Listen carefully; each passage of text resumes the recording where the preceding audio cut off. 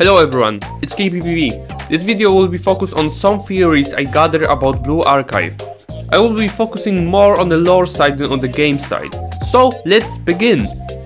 The first one is about Sensei. Not sure if we can call this a theory, but I decided to include it anyways.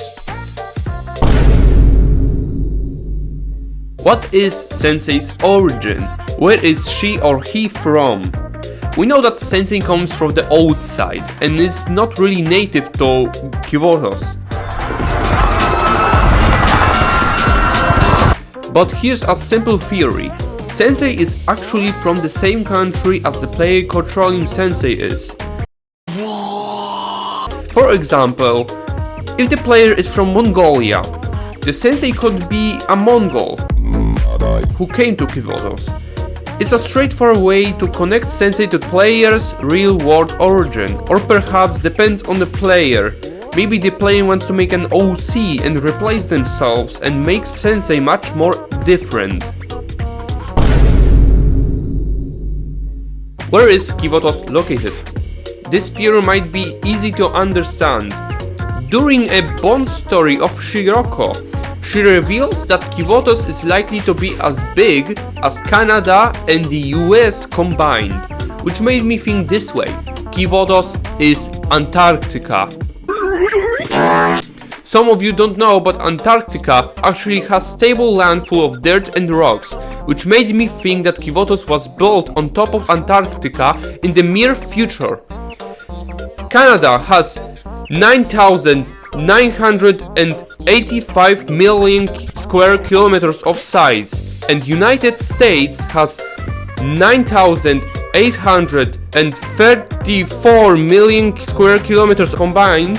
They have total of 19,819 million square kilometers. However, you will begin to speculate that, oh, Antarctica has only 13,200 million square kilometers. That can't be possible. Well, you see, artificial land exists, which means Kivotos could be spread over the borders of the entire Antarctica, which would look kinda like this.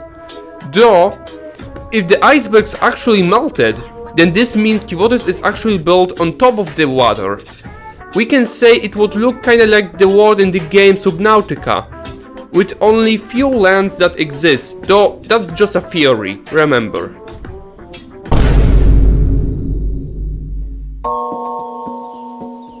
How are the General Student Council presidents elected? We don't have a clear understanding of Kivotos' political structure. The game doesn't elaborate on how presidents are elected, but it appears to be without political parties. I can suggest that the General Student Council presidents are chosen based on their promising programs, which ultimately were delivered by the GSC president herself in the game.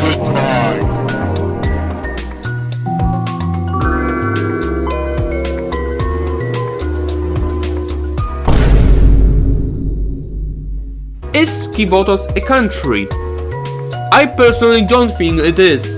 I have a quick possible explanation why. Let's go back to the 1920s. That's right, a quick history lesson for you all. In the 1920s, there was a free city called Free City of Danzig.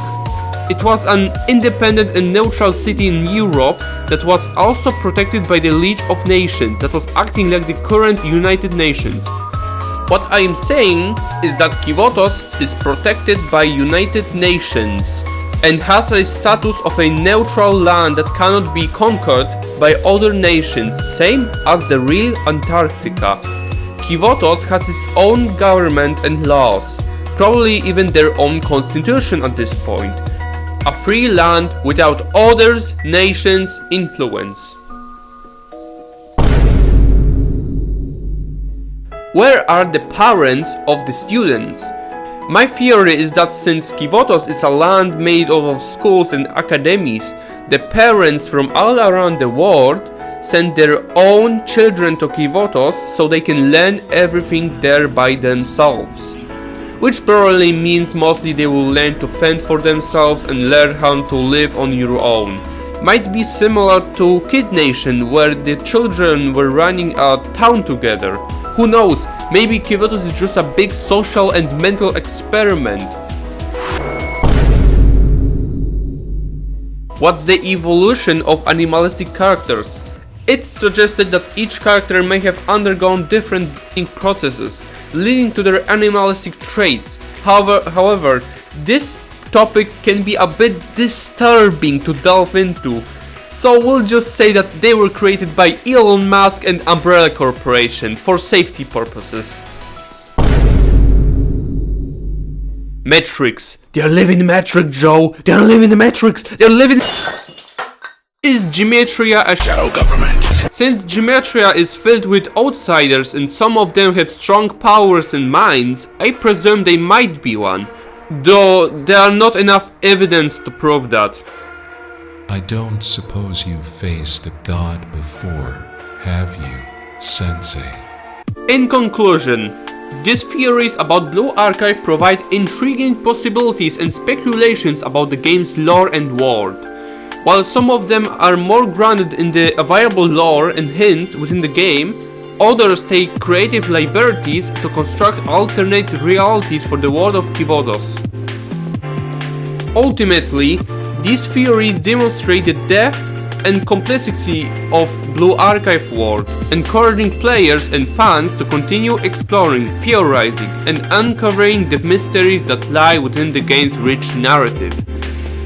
Whether these theories hold true or not, they add a layer of fascination to the Blue Archive experience and serve as a testament to the imaginative power of its community. As the game evolves and the more lore is revealed, it is likely that these theories will continue to adapt and develop, providing players with a deeper appreciation of the game's narrative and world building. I hope you enjoyed this video. KPPP signing off.